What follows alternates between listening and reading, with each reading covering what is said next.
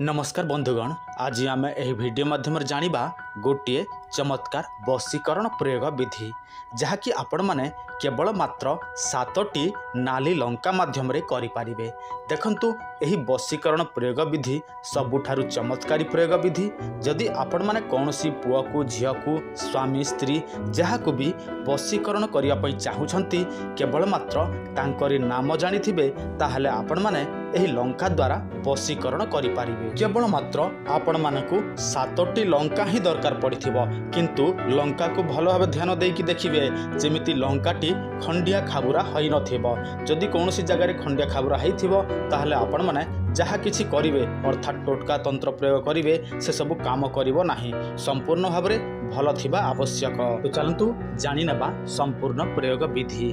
ता पूर्व आपण समस्त को गोटे सूचना, जदि आपण माने कौनसी पुआ को झील को स्वामी को स्त्री को किंबा जहाँ को भी प्रेम करती किंतु से आपण को प्रेम करू नाही किंबा करूथिला, वर्तमान आपण मानकु से भूली जाउछि, अन्य कहा सहित प्रेम संपर्क रखुछि, आपण माने चाहंती तांकु वशीकरण बा मोहिनी करिवा पई एवं उठ बस करिवा पई, ताहले आपण माने आम सहित जोगाजोग करंतु। आपनक स्क्रीन रे जो नंबर शो होछि एही नंबर को कॉल करंतु नचेत व्हाट्सएप करंतु। आमे आपण मानकु वशीकरण मोहिनी जहाँ भी दरकार पड़िबो से सब बाय पोस्ट माध्यम रे आपण मानकु पठै देबु। आपण माने एही सब जिनिस निज घरे रही कि पाई पारिबे।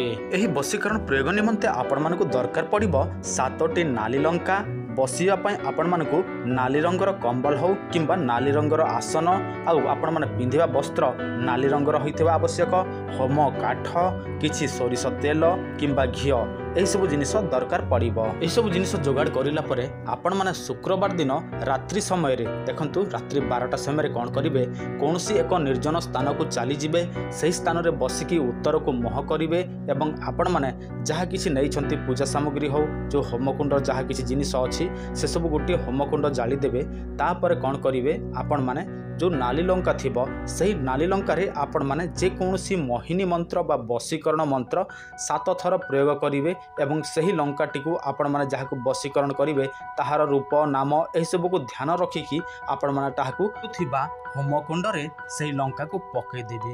एही भाबे आपण माने 7 दिन पर्यंत करि दियंती, जेमितिका व्यक्ति हो झियो हो पुआ हो जे मध्य हो आपणक ठारे वशीकरण हेइ जिवो। होय तो आपण मानकु संदेह होउथिबो जे एटा सतरे काम करिवो न करिवो। देखंतु सबु किछि तंत्र मंत्र जंत्र काम करि थाए, आ सबुठार मूल कारण काम करिबारे न करिबारे सेटा आमर विश्वास, बुझेला। जदि आपण मानकर विश्वास संपूर्ण भाव में रहिबो ताहले हेउ नथिबा कार्य मध्य होई जिवो, जदि आपणकर विश्वास नथिबो ताहले हेबा कार्य मध्य हबो नाही। आपण माने दुनियार जे कोनसी तंत्र शास्त्र हो किंबा जे कोनसी प्राचीन शास्त्र हो किंबा तालपत्र पोथी हो सबु बेले प्रथम रे देखिबे जहाँ किछि भी लेखा थाए सबु किछि आपणकर विश्वास अनुसार आपण मानको अनुसरण करिवा पई दिया हेइ थाए बा लेखा होई थाए।